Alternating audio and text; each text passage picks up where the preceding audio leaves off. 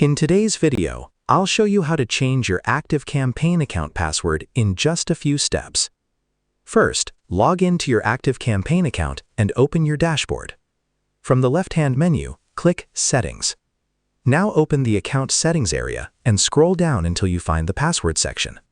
Enter your new password in the required password fields. Make sure both entries match and that your new password meets ActiveCampaign's password requirements. Once you've entered the new password, click Save Settings. ActiveCampaign may then display a confirmation window asking you to verify your identity. Enter your current password in the confirmation field and submit it to complete the change.